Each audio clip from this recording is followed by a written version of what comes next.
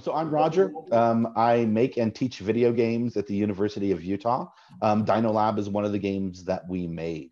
I teach students how to make video games, and then I also work with wonderful scientists like Carrie, students, and all sorts of people to make a variety of games. Everything from flight simulators to help pilots, to games for kids fighting cancer to get exercise in the hospital, and anything you can imagine in between. So I've been doing this for, I don't know, longer than I care to admit. My beard was much shorter when I started. Okay, Carrie? All right. Hi, everyone. My name is Carrie Levitt Bouzian, and I'm a paleontologist at the Natural History Museum of Utah. My role is called the Paleontology Collections Manager, so I'm kind of like the librarian, but for dinosaur bones, which is more exciting. So I'm in charge of all the fossils and dinosaur bones that come into the museum and all of them that go out on loan to other museums. I also go out in the field and dig dinosaurs for about most of the summer, actually. So about a third of my job is actually on dinosaur excavations, digging dinosaurs, which is my favorite part of my job. And yeah, and it's a really fun thing to do, I think.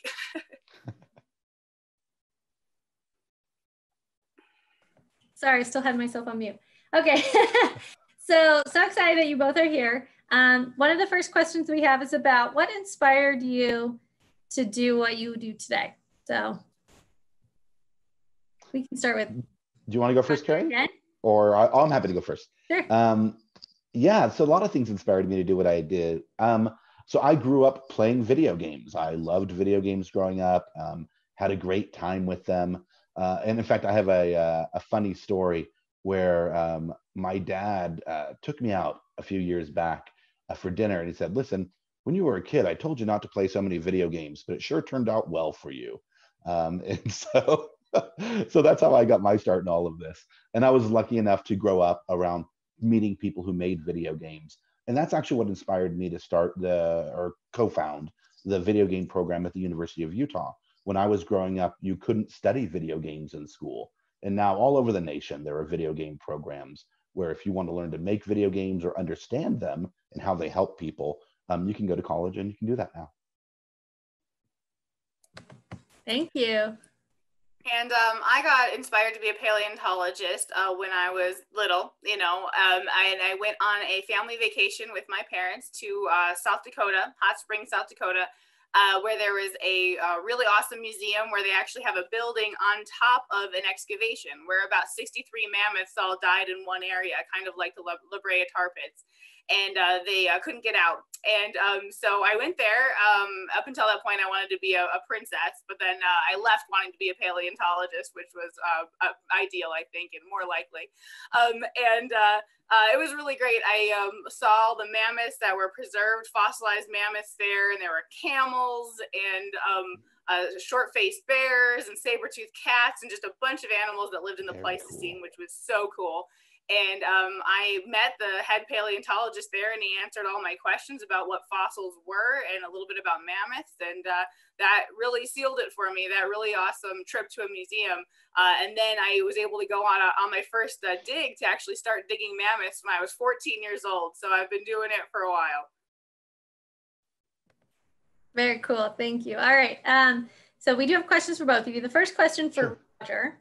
Shelby was wondering, what other stuff have you made? And I think that they're probably talking about what other kinds of video games have you worked on? Yeah, for sure.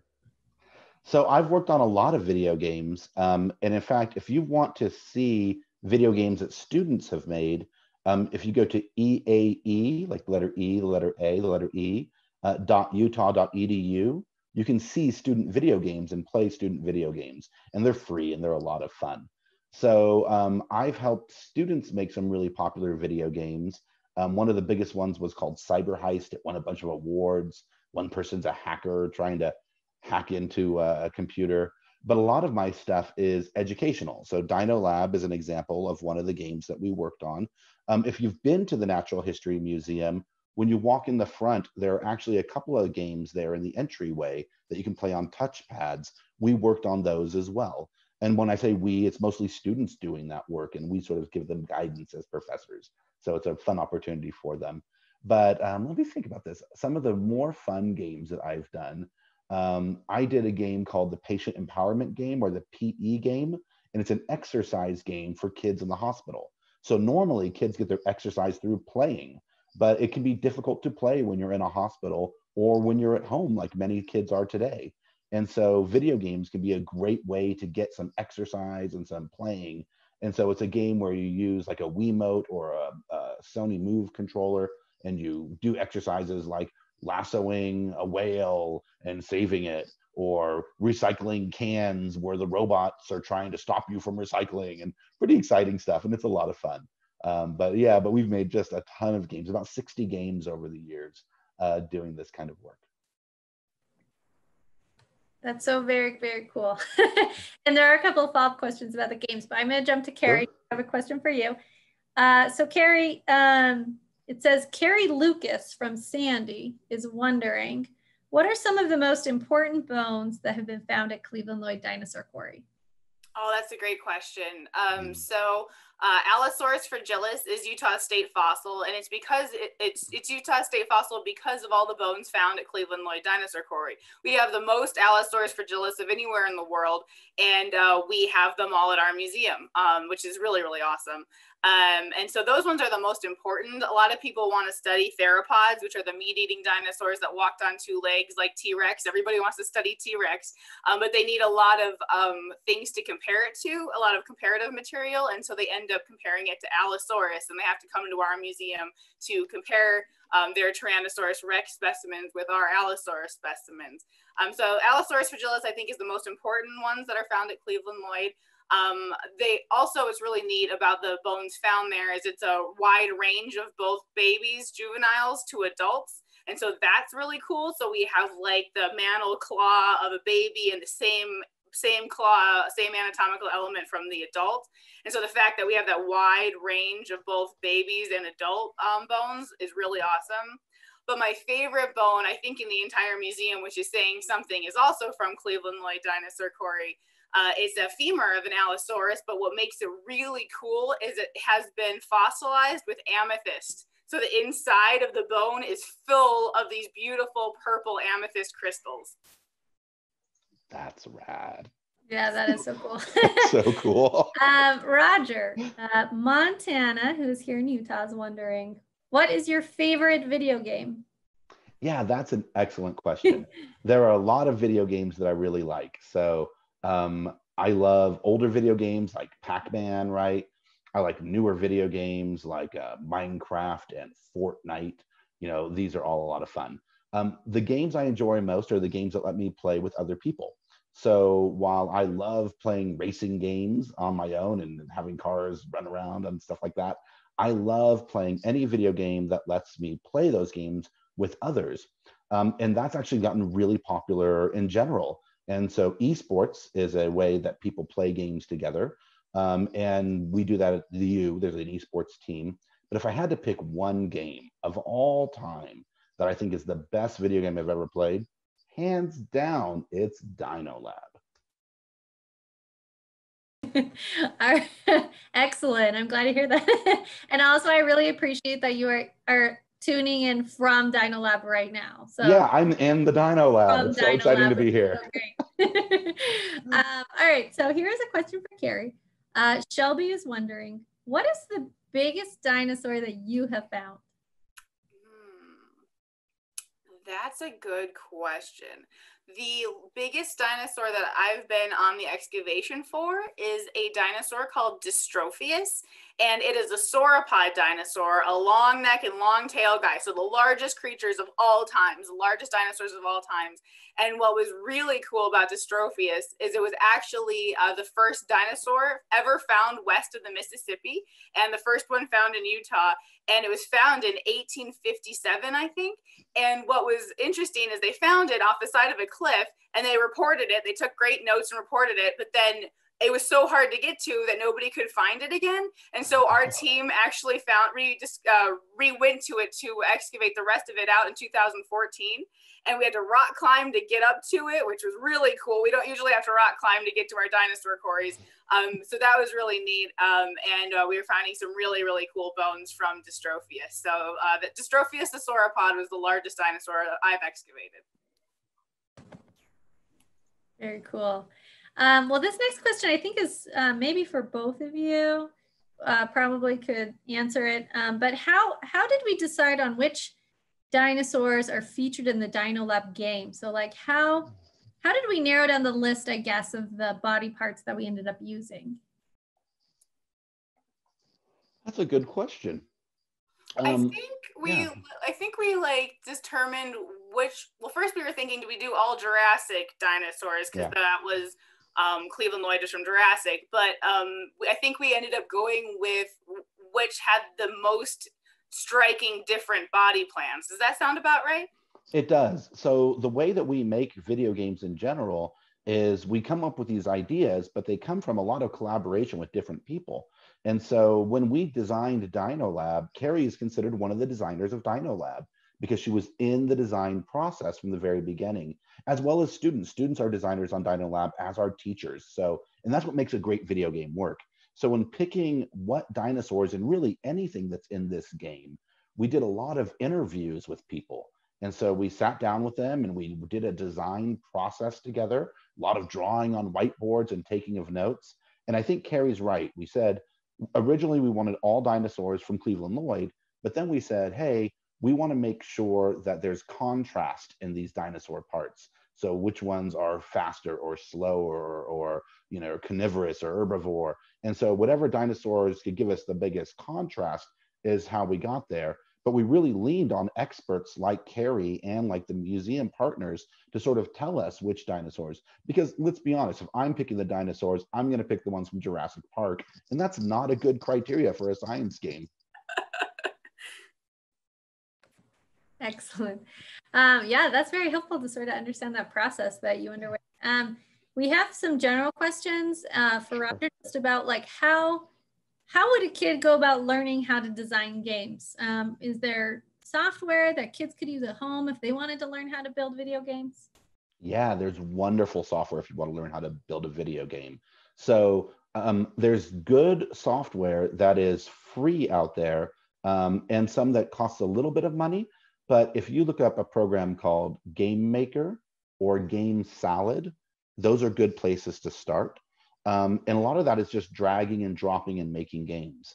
If you have a Nintendo Switch, Mario Maker is a great place to start because you can just drag and drop blocks and make games, or making games in Minecraft is also a great way. But if you Google Game Camp or how to make a first video game, you'll get wonderful online resources about how to do it. And if you want afterwards, we can make my contact available. And if you have questions about where to go or where to download software to learn how to make a video game, I'm happy to give you those links. Thank you. Yeah. Of course. That'd be great. So this question is probably for both of you. So let's start with Carrie. Carrie, what's the best part of your job? The best part of my job is being surrounded by fossils. I love going out in the field, particularly to dig up new dinosaurs, which is my favorite part. And Utah is an amazing place for fossils. And so we can really be like, well, what do we want to dig today? Do we want to dig up a mammoth? Well, where our museum is on top of a bunch of Pleistocene fluvial deposits, so a bunch of rocks down there. Do we want to dig up in the Jurassic and we go down near Moab? If we want to dig in the Cretaceous, we go down to Grand Staircase Escalante National Monument. So Utah is just an amazing place. And so we plan out our field trips accordingly based on what we want to excavate. Of course, we always have permission to do it. So you can't just go anywhere and collect fossils. You have to have a permit to do it. But if you do find a T-Rex in your backyard, you are allowed to keep it. I'm going to go look. All right, Roger. So same question for you. What's the best part of your job? Yeah, the best part of my job is getting to work with students and making games with students. I love working with students. It literally is the best part of my job. And I think on that in general, it's getting to work with other people as well. I learn a ton from my students making games with them, but then I get to make games with people like Carrie, or with doctors or dentists or pilots, and getting to meet these people and understand their jobs and what they do. It's amazing, right? It keeps me interested in all of these wonderful things and finding out about the amazing things that people do. It's incredible the kinds of things that learning opens up for all of us. And so finding about how they got to be a paleontologist, or how they became a doctor, or how they became a pilot, is fascinating to me, right? And yeah, and getting to make learning games and educational games about that is an awesome experience. Excellent. All right. Well, so this is kind of a specific question, but what were some of the challenges when you were building the Dino Lab game? Do you remember running into any? Yeah, with yeah, Dino Lab? of course, of course. Yeah, making the Dino Lab game, there were a few different challenges, right? It took because we were so thoughtful about it, because Dino Lab isn't just a fun video game, it's a video game that's based on science. And it's really based on two kinds of science. One of them is paleontology, right? We want to make sure all of the facts are right. But the other one is learning sciences. And so we had teachers collaborating with us. And so it's you want to make sure that a video game is both fun, but that it's also based on facts and good learning practices. And so we would build the game and then test it, and then ask our experts to also test it, and then rebuild it. So Dino Lab has been rebuilt 3 or 4 different times to get to the stage it is today. And that means it was rebuilt graphically to get prettier over time. In the beginning, the background was just green and the dinosaurs were sort of floating in green space. And then we realized that having a laboratory setting was actually more interesting. Students told us that. They said, well, the green space virtual reality thing is interesting, but wouldn't it be cooler if it was like in a museum or in a lab? And that's how we got there. So there are technical things you have to deal with, like getting the graphics to work and getting Dino Lab to work online. And then there are science things you want to make sure are right. And the way you do that is just like any process, you create a hypothesis, or you build something, and then you test it, and then you see what the results are. And if the results are positive, you move forward. And if they're not where you want them to be, you go back to your hypothesis and say, what's going on here? And that was the process of building Dino Lab. Very iterative, very collaborative, and a lot of fun. And then also getting the dinosaurs to light right, to look as good as they do right now, that was an exciting thing too. Very cool. We have a question again for you, Roger. Sure. Have you taken, or did you need to take medical classes to help, I guess, with some of the medical games and technologies that you've worked on? That's an excellent question. So as a professor, my specialty is in games and game development, how we make video games. So I'm not a medical doctor, but I actually work up in the hospital, right? And that's a funny thing to think about, this video game professor working in a hospital. So the answer is no, but I collaborate with them on everything that we do. In the same way that I'm not an expert on paleontology or dinosaurs, that's Carrie. She's the expert on this stuff. We work together to make a game like Dino Lab. And the same is true of medical games. So like when I was working with Carrie, she was generous enough to sort of take us behind the scenes and let us see the collection, and spent a lot of time educating us so that the students and I could be better informed, and then served as that expert on the game. And the same is true with the doctors. So I've been to surgeries, I've had to scrub in and put on all the things to watch surgeries. And I've learned a ton about the medical system, but I am not a doctor. But doing those kinds of things helps me understand what doctors do and make things that are more accurate when we work together. Sounds like just with our, similar to our collaboration, that these bring together many people who are all experts in sort of their field. So thinking of Carrie as the expert, we did have a question just about how, we always get this question right about how do you become a paleontologist? Yeah. And maybe tell us more about your career path, Carrie, and what that looks like for students out there that are interested in being scientists when they grow up. Got it. So paleontology is kind of a mixture of a bunch of different sciences. So you need to know biology about animals and how animals and beings function successfully, and you need to know about the rocks, the geology that you find the dinosaur bones in. And so you can go in two different paths or combine them, the geology and the biology. And I actually went the geology route, and so I learned a lot about the rocks and the environments that create fossils and create the rocks and that kind of a thing. But in doing so, I had to learn a lot of biology too. My specific expertise in paleontology is about ceratopsian dinosaurs, like this one right here. Ceratopsian dinosaurs and how they grow. And that is a big biology question. And so I actually had to learn a lot about biology and about blood flow through animals with vascular canals and how cells are created and that kind of thing, because you actually can see fossilized cells of the bone tissue still after 150 million years. So that's incredible.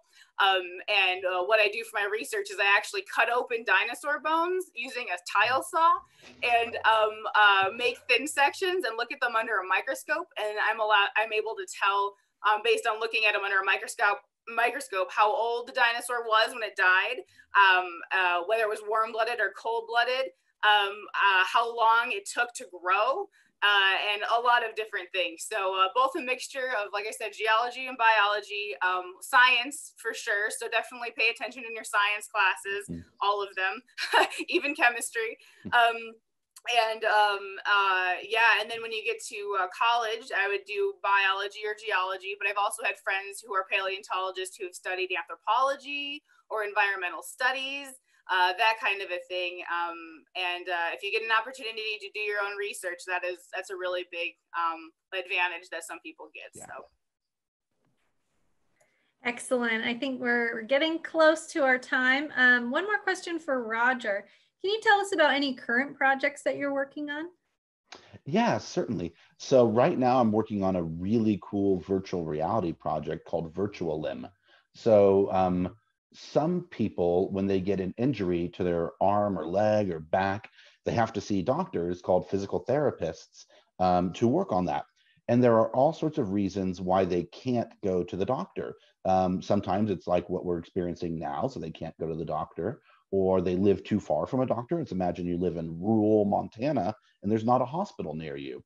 So this is a virtual reality system that we can ship to your home, and you can work with doctors in another city or another state to do exercises. And it looks super cool because when you put it on, you see these like robot hands and legs, and you're moving balls around and lifting hoops. And it's all the exercises you would do with physical therapists, except you do them virtually.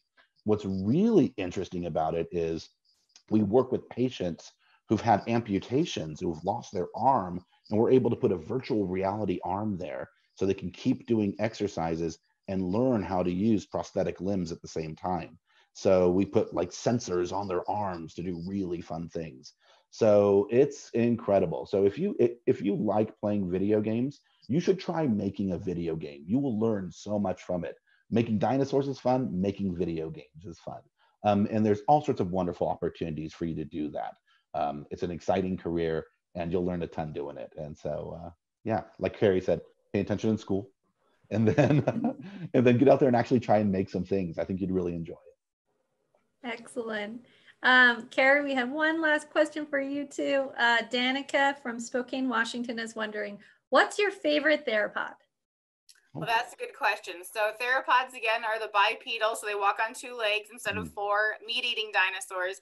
And the most famous one is Tyrannosaurus rex, and that's usually everybody's favorite. But my favorite, I think, is Allosaurus fragilis, because it is Utah state fossil, and we have so many of them in the museum.